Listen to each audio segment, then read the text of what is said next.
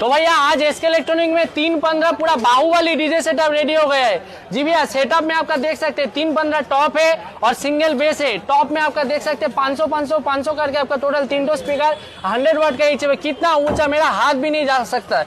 और बेस में आपका देख लीजिए सिंगल बेस में आपका 18 इंच का आपका 1500 वाट करके एसके प्रो कंपनी का स्पीकर लगा है। और ये सेटअप को चलाने के लिए आपको म्यूजिक टोन कंपनी का एक पावरफुल एम्पलीफायर मिलेगा, 6 चैनल मिक्सर मिलेगा। और अगर आप चैनल फॉलो सब्सक्राइब करके दिया तो एक स्टेबिलाईजर देंगे। और आपको कहाँ से एक बार बोल दीजिए? मालदा जिला से। नाम क्या है आपका?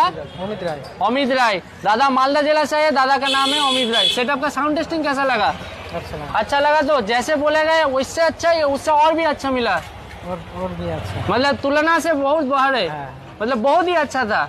तो सेटअप का दाम कितना पड़ा? 82,000 में दुर्गा पूजा का ऑफर में जी भैया 315 पूरा बाहुबली सेटअप लेके जा रहे।